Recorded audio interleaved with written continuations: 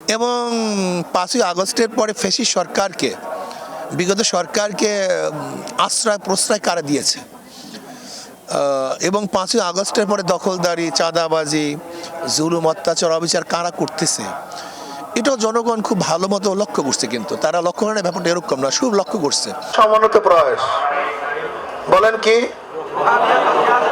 এই দুইটা স্লোগান কিয়ামতের আগ পর্যন্ত ভুলবেন না। কিয়ামতের আগ পর্যন্ত এটার ভিত্তি ভিত্তি ইসলামী ছাত্র আন্দোলন শুধু ক্ষমতা দখলের কোনো সংগঠনের নাম নয়। যদি শুধু ক্ষমতা দখলের ভিত্তিতে ইসলাম প্রচার করেন, একদিন না একদিন সব বিলুপ্ত হয়ে যাবে। উদাহরণস্বরূপ, স্পেনের মধ্যে 950 বছর মুসলমানের শাসন ছিল। কত বছর? কিন্তু সেখানে একটা মসজিদও ছিল না। খ্রিস্টানরা দখল করার পরে একটা মসজিদের অস্তিত্ব ছিল না। অথচ পাক উপমহাদেশে 200 বছর ব্রিটিশরা শোষণ করার পরেও মসজিদ কমাতে পারে নাই, মসজিদ বাড়ছে। মাদ্রাসা কমাতে পারে নাই, মাদ্রাসা বাড়ছে। টুপিওয়ালা কমাতে পারে নাই, টুপিওয়ালা বাড়ছে। দাড়িওয়ালা কমাতে পারে নাই, দাড়িওয়ালা বাড়ছে। কারণটা কি? এর কারণটা কি? স্পেনের মধ্যে মুসলমানরা বিলীন হয়ে গেছে। যে তুরস্কের মধ্যে 750 বছর পর্যন্ত মুসলমানদের শেষ খেলাফত ছিল, সেখানে কামাল পাশা ক্ষমতা আসার পরে সব তছনছ করে ফেলেছে। আজান বন্ধ, বোরখা নিষিদ্ধ, মাদ্রাসা পড়া বন্ধ, আরবিতে কথা বলা যাবে না, কলম উচ্চারণ করা যাবে না। এই পর্যন্ত কুদরতি খোদার শিক্ষা কমিশনের ন্যায় শিক্ষা কমিশন করে সমস্ত মুসলমান সন্তানদেরকে ইসলামী শিক্ষা থেকে মাহরুম করা হয়েছে। অথচ পাক উপমহাদেশে ব্রিটিশরা দিল্লির মধ্যে 1000 মাদ্রাসাকে ধ্বংস করছে, বাংলার মধ্যে 80,000 মাদ্রাসাকে ধ্বংস করছে, 80,000 আলেমকে হত্যা করছে।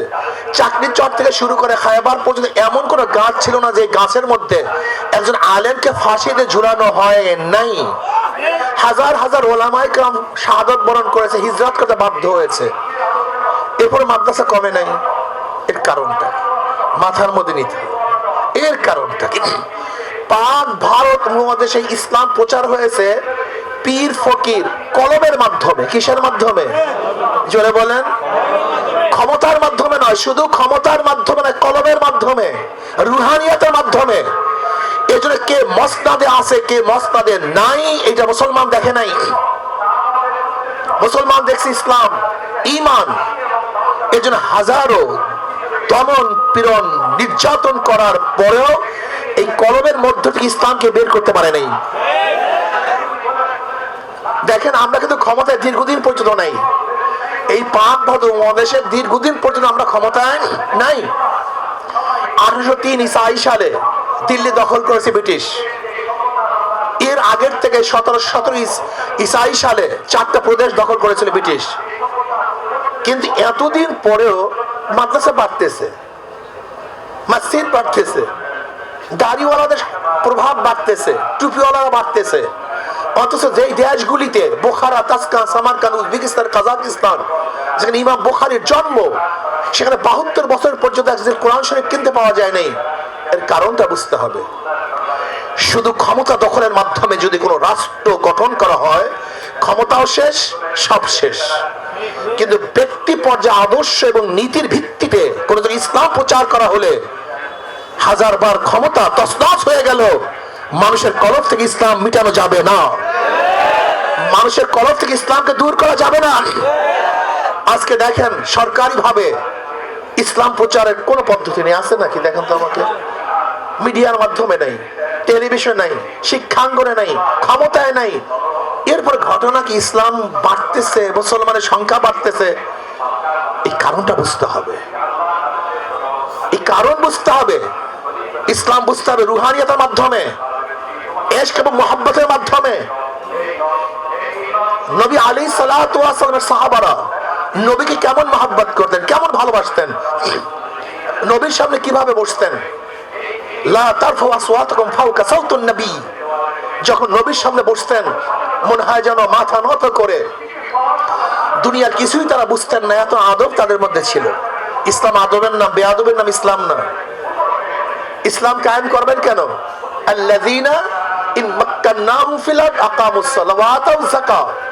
ওরা ওই সমস্ত সম্প্রদায় যদি তাদেরকে ক্ষমতা প্রদান করা হয়, ক্ষমতায় যায়, ক্ষমতায় থাকে, আকামুস সালাত নামাজ কায়েম করবে। কি করবে? ইসলামী হুকুমত নামাজ কায়েম করার জন্য, ইসলাম হুকুমত নামাজকে ধ্বংস করার জন্য নয়। ইসলাম হুকুমত কায়েম করবে নামাজকে কায়েম করার জন্য। অথচ আমরা দেখা যায় অনেকে ইসলাম হুকুমত আসার আগে নামাজকে ধ্বংস করে ফেলেছে। নামাজের গুরুত্ব নেই, সুন্নাতের গুরুত্ব নেই। আপনারা জানেন মুসলমানরা এক যুদ্ধের মধ্যে জিততে পারতেছিল না, এই ঘটনা আপনারা সবাই জানেন। ঘটনা কি? মশওয়ারায় বসছে, জিততে পারতেছি না কেন? মশওয়ারায় কি সিদ্ধান্ত হয়েছিল? অস্ত্র কম, ঢাল কম, তলোয়ার কম, ঘোড়া কম, শূন্য সংখ্যা কম না। আজকে মেসওয়াক করা হয় নাই। কি করা হয় নাই? মেসওয়াক করা হয়নি। যখন সবাই মেসওয়াক করা শুরু করছে, কাফেররা চিন্তা করছে ঘটনা কি, মেসওয়াক করে না দাঁতে ধার দেয়। রতন মেসওয়াক দেখে নাই, মেসওয়াক করে না দাঁতে ধার দেয়। আজকে মনে আমাদের সবকে কাঁচা গিলে খেলে ফেলবে। ওই এক মেসওয়াকের চড়ে কাফের ভাগা শেষ। এর নাম সুন্নাত। হাজারো দল তোমাদের মধ্যে আসবে, হাজারো দল আসবে। যদি মিলিটারি পোশাকই প্রমাণ না হয়, মিলিটারি আর্মির পোশাকে যদি প্রমাণ না হয়, আর আর্মি যদি ডাক্তারের পোশাকে প্রমাণ না করে ডাক্তার, একজন উকিলের পোশাক যদি প্রমাণ না করে এটা ওকিল, একজন পুলিশের পোশাক যদি প্রমাণ না করে এটা পুলিশ, একজন খাঁটি মুসলমানের নেতৃত্ব যদি পোশাকে প্রমাণ না করে, সে খাঁটি মুসলমানের নেতা হতে পারে না। তবে মনে রাখতে হবে, রুহানিয়াত জিহাদের সমন্বিত প্রয়াস, ইসলামী ছাত্র আন্দোলন যারা যুদ্ধের মধ্যে লড়াই করবে কিন্তু জবানের মধ্যে জিকির জারি থাকবে, যারা শরীরের থেকে রক্ত ঝরাবে আবার চোখের থেকে পানিও ছড়াতে থাকবে। ইসলামী ছাত্র আন্দোলন যেরকম আল্লাহর জন্য, আল্লাহর রাহে যুদ্ধের জন্য নিজেকে অকপটে দান করবে, শরীরকে, তার রুহুকে, এইভাবে আল্লাহর সামনে সেজদার মধ্যে অবনত হবে। এর নাম ইসলামী ছাত্র আন্দোলন, রুহানিয়াত জিহাদের সমন্বিত প্রয়াস। শুধু ক্ষমতা দখলের জন্য আমরা আসি নাই। যদি শুধু ক্ষমতায় দখল করতে চাও তাহলে বিএনপি করো, আওয়ামী লীগ করো, সেইটা করো, অমুক করো। লেকিন ইসলামী ছাত্র আন্দোলন করতে হবে, নিজেকে গঠন করার ভিত্তিতে সমাজকে গঠন করতে হবে, নিজেকে তৈয়ার করার ভিত্তিতে রাষ্ট্রকে গঠন করতে হবে, নিজেকে গঠন করার ভিত্তিতে এই গোটা জাতিকে গঠন করতে হবে। নিজেকে গঠন হবেন না, নিজের কোনো খবর নেই, আপনি রাষ্ট্র নিয়ে চিন্তা করেন। আমাদের শায়েখ মোহাম্মদ আল্লাহু বারাকাতুহু বারবার একটা কথা বলেছেন, রাষ্ট্রের মধ্যে ইসলাম হুকুমত কায়েম করতে হাজারো বাধা আছে কি নাই? একটু আপনার শক্তিশালী হন না, দেখুন আমেরিকার অবস্থাটা কি হয়, রাশিয়ার অবস্থাটা কি হয়, ভারতের অবস্থাটা কি হয়, চীনের অবস্থাটা কি হয়। ইসলামী হুকুমত কায়েম করার জন্য রাষ্ট্রের মধ্যে হাজারো বাধা আছে কি নাই? বিপদ আছে কি নাই? বাধা আছে, বিপদ আছে। কিন্তু তোমার শরীরের নামীয় রাষ্ট্রের মধ্যে, এই শরীর নামীয় রাষ্ট্রের মধ্যে ইসলাম হুকুমত কায়েম করতে কোনো বাধা? শরীর নামীয় রাষ্ট্রের মধ্যে ইসলাম হুকুমত কায়েম করো না। তুমি দেশের মধ্যে রাষ্ট্র ইসলাম হুকুমত কায়েম করতে চাও, ঘটনাটা কি একটু বলো তো আমাকে, এই প্রশ্নের জবাব দাও তো।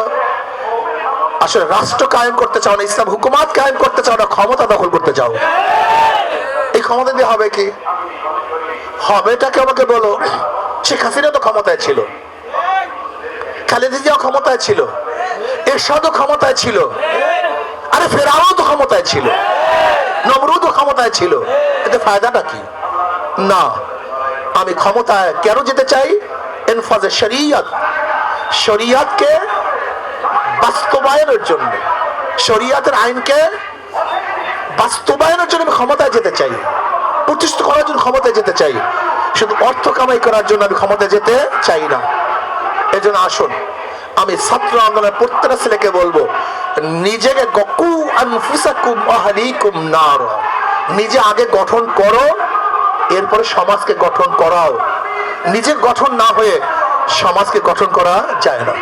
আমি বিশ্বাস করি এইসব ছাত্র আন্দোলন, রুহানিয়াত ও জিহাদের সম্মানিত প্রয়াস, এদের বাহ্যিক শক্তির চেয়ে রুহানি শক্তি অনেক বেশি থাকবে। এদের বাহ্যিক কথা চেয়েও তাদের রুহানি কথা অনেক শক্তিশালী হবে।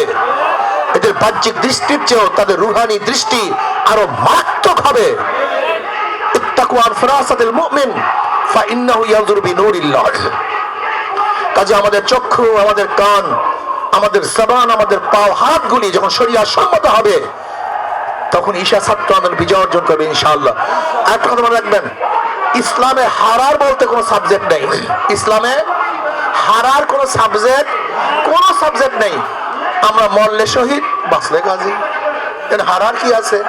এখানে আসছেন যে আল্লাহর জমিনে আল্লাহর হুকুমত কায়েম করার জন্য এসছেন, প্রতিটা মুহূর্তে সওয়াব, প্রতিটা মুহূর্তে ন্যাক। আপনি কি দেখেন নাই বদরের ময়দান উমাইর রাদিয়াল্লাহু তাআলা আনহুকে নবী আলাইহিস সালাম কি বলেছেন? নবী আলাইহিস সালাতু বলেছেন, আসো সেই জান্নাতের দিকে যার প্রশস্ততা আসমান এবং জমিনের সমতুল্য। উমাইর রাদিয়াল্লাহু কি বলেন? বাহ বাহ। নবী বললেন, বাহ বাহ করলেন কেন? তুমি বাবা করলে কেন? কোন জান্নাতের মালিক হতে চাই, ওই জান্নাতের মালিক হতে চাই। এরপর তার খুঁটির মধ্যে কিছু খাজুর ছিল, খাজুর কথা খাইতেছিলেন। চিন্তা করছেন এই খাজুর খাওয়া পর্যন্ত অনেক সময়, এত খাজুর খাওয়ার সময় নেই। ফিকে মারছেন, বদরের ময়দানে ঝাঁপিয়ে পড়েছেন, শহীদ হয়ে গেছেন। কিসের আশায় বলেন তো? কথা বলেন না কেন? আশাটা কি ছিল? এক সাহেব বলছে, ইয়া নবী আল্লাহ, ঈমান আনলে কি হবে? বলে জান্নাত পাওয়া। বলে আবার বয়াত করেন, আমাকে মুসলমান বানান। কিসের জন্য? ব্যাস, মুমিনের টার্গেট জান্নাত, মুমিনের টার্গেট হলো জাহান্নাম থেকে নাজাত। আমি ক্ষমতায় যাব, মিনিস্টার হব, এমপি হব, এটা মুমিনের কোনো আশা হতে পারে না। আল্লাহ না করুক, তোমরা যদি এমপি হওয়ার জন্য, ক্ষমতায় যাওয়ার জন্য, চাকরির পদোন্নতির জন্য, দুনিয়ার স্বার্থের জন্য যুদ্ধ করো, সব বেকার। তুমি কি বুখারীর মধ্যে রওয়ায়াত দেখো নাই? কিয়ামতের ময়দানে আল্লাহ তাকে এক ব্যক্তিকে দাঁড় করবেন, এদিকে আয়, ব্যক্তি শহীদ। বলে কি করছো আমার জন্য? বলে আল্লাহ তোমার জন্য রাস্তায়, তোমার রাস্তায় গলা কাটায় দিস। আল্লাহ বলবেন, আমি জানি কেন গলা কাটাইছো। তোর আলোচনা সব জায়গায় ছড়িয়ে পড়বে, তোর পদোন্নতি হবে, তুই গনিমতের মাল অর্জন করবি, তোকে সবাই বীর বলবে, যোদ্ধা বলবে। এই কারণে শহীদ হয়েছে, আমার জন্য না। আল্লাহ কি বলবেন? ফেরেশতাকে ধর, ওকে জাহান্নামের শিকার লাগা, উপর কর, টানতে টানতে জাহান্নামে নিক্ষেপ কর। হয়েছে শহীদ, কিন্তু জান্নাতি না জাহান্নামী? কারণটা কি বলেন না কেন? উদ্দেশ্য কি ছিল? আজকেও যারা দুনিয়ার স্বার্থে দল করবেন, হসপিটালের মালিক হব, ব্যাংকে চাকরি পদোন্নতি হবে, আমার দুনিয়ার মধ্যে এইটা হবে সেইটা হবে, আল্লাহর কসম, যদি দুনিয়ার কোন স্বার্থ আপনারা সংগঠন করেন, সব বেতাল হয়ে যাবে, সব ভণ্ডুল হয়ে যাবে, সব তছনছ হয়ে যাবে। ইন্না সালাতি ওয়া নুসুকি ওয়া মাহইয়ায়া ওয়া মামাতি লিল্লাহি রাব্বিল আলামিন। কোন স্বার্থে আমি কাজ করি না। আমি চেয়ারম্যান হব, এমপি হব, সভাপতি হব, সেক্রেটারি হব, আমি ব্যাংকের মালিক হব, হসপিটালের মালিক হব, আমি টাকার মালিক হব না। আল্লাহ না করে ঈশা ছাত্র আন্দোলনের ছেলেরা যদি এই দুনিয়ার কোন উদ্দেশ্যে কাজ করো, খাসরাত দুনিয়া ওয়াল আখিরা, দুনিয়া বরবাদ, আখিরাতও বরবাদ। কাজে আসো না, রুহানিয়ত জিহাদের সমন্বিত প্রয়াস, দাওয়াত দাও। আজকে থেকে নিয়াত করো, আদাল্লু আলা খায়রিন কাফাইলিহি। আজকে থেকে নিয়াত করো, আমি একা ছাত্র, কমপক্ষে 100 ছাত্রকে আগামী ফেব্রুয়ারির আগ পর্যন্ত চরমনাই ময়দানের মাহফিলের আগে 19, 20, 21 ফেব্রুয়ারি চরমনাই মাহফিল, এই চরমনাইয়ের মাহফিলের আগ পর্যন্ত 19 ফেব্রুয়ারির আগ পর্যন্ত আমি কমপক্ষে 100 ছাত্রকে ইসলামী ছাত্র আন্দোলনের দাওয়াত দেবো। রাজি আছেন ইনশাআল্লাহ? হাত আসতে তোলে, ঘটনা কি বুঝলাম না, কিন্তু স্পৃহা নাই কেন? রাজি আছেন ইনশাআল্লাহ? আল্লাহু আকবার, হাত তুলি, আল্লাহু আকবার, আলহামদুলিল্লাহ।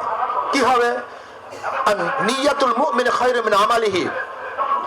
100 ছাত্রকে দাওয়াত দেওয়ার জন্য হাত তুলেছে, আল্লাহর কাছে বলেছে, আল্লাহ আমি 100 ছাত্রকে দাওয়াত দেব, না জানি যদি মরেও যাই,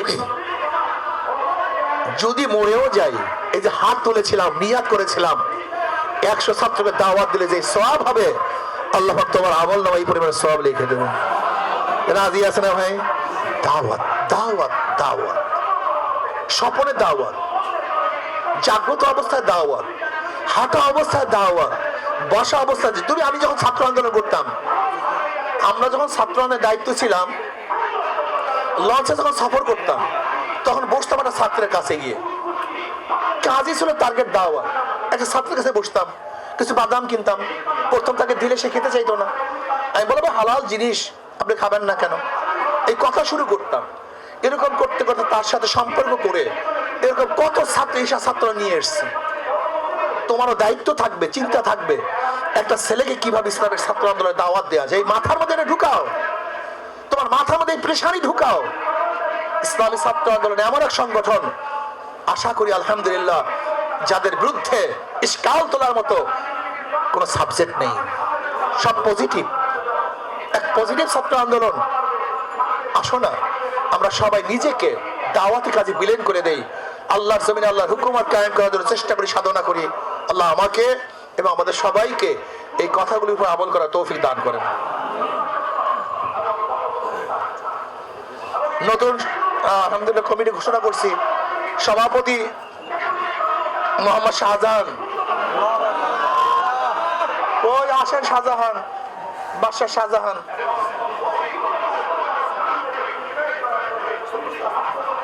সহসভাপতি মোহাম্মদ আব্দুল কাদের, সাধারণ সভাপতি মোহাম্মদ আব্দুল মুতিন, মুবিদ। কই আলহামদুলিল্লাহ, আল্লাহ কবুল করেন। কই যখন সবাই অংশগ্রহণ করেছে সেই হিসাবে তারা অংশগ্রহণ করেছে। জাতীয় নির্বাচনে ইসলামী আন্দোলন বাংলাদেশ যখন সবাই অংশগ্রহণ করে নেই, প্রহসনমূলক নির্বাচনে ইসলামী আন্দোলন বাংলাদেশ অংশগ্রহণ করে নেই।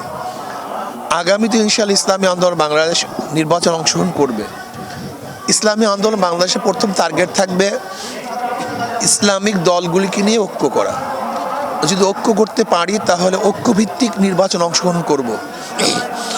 এবং তখন ঐক্যভিত্তিক সংগঠনগুলি পরামর্শ ভিত্তিতে যে যেখানে উইন করতে পারে সেখানে সে নির্বাচন করবে।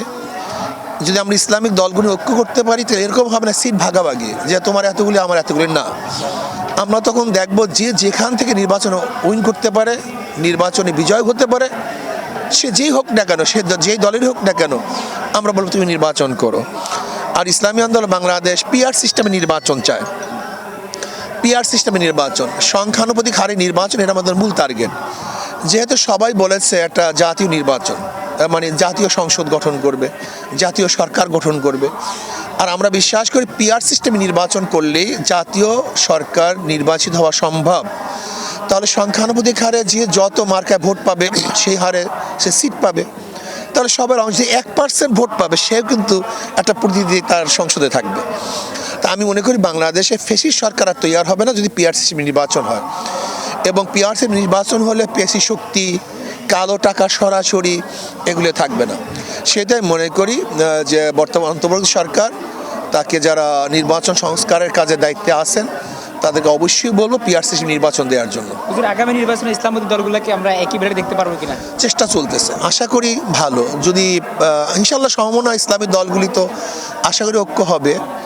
বাকি হওয়ার আগ পর্যন্ত তো বলা খুবই কঠিন। আচ্ছা, আপনি ফ্যাসিস্ট সরকারের যেমন দেখে যাওয়া যারা আছে এখনো দেশে ষড়যন্ত্র করছে, আসলে বিভিন্নভাবে তারা আবার আসার পায়তারা করছে। কারণ আমরা দেখেছি তারা যখন ছিল তখন কিন্তু ইসলামিক যারা ইসলামিক স্কলার ছিল, ইসলামিক দল করতো তাদেরকে বেশি নির্যাতন করেছে এবং জঙ্গি সাথে তাদেরকে তকমা লাগিয়েছে। আসলে এই পুনরাবৃত্তি কি এই দেশে আর হবে কিনা? আসলে দেখেন, ফেসিস্ট সরকার চলে গেছে, শেখ হাসিনা গেছে, তার যারা চেলা চামুন্ডা তারা কিন্তু এখন পর্যন্ত দেশ ত্যাগ করে নেই, বহল তবিয়াতে প্রত্যেকের জায়গাতে আছে। এবং 5ই আগস্টের পরে ফেসিস্ট সরকারকে, বিগত সরকারকে আশ্রয় প্রশ্রয় কারা দিয়েছে। এবং 5ই আগস্টের পরে দখলদারি, চাঁদাবাজি, জুলুম, অত্যাচার, অবিচার কারা করতেছে এটাও জনগণ খুব ভালো মতো লক্ষ্য করছে। কিন্তু তারা লক্ষ্য করে ব্যাপারটা এরকম না, খুব লক্ষ্য করছে যে কিভাবে কে কোন জায়গায় কাকে কে আশ্রয় দিচ্ছে, কার বক্তব্য কি ধরনের।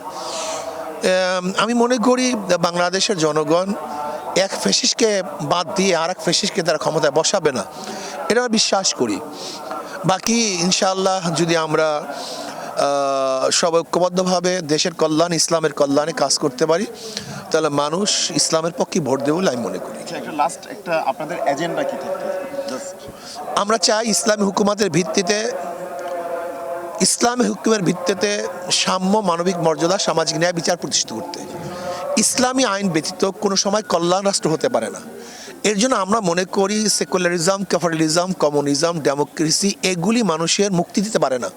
ইসলামই একমাত্র মুক্তির পথ। সেই হিসাবে যদি আমরা ইসলাম হুকুমাত কায়েম করতে পারি তাহলে কল্যাণ রাষ্ট্র কায়েম করা সহজ হবে, এটা আমি বিশ্বাস করি। ধন্যবাদ। আপনাকে ধন্যবাদ। একটু দোয়া করবেন।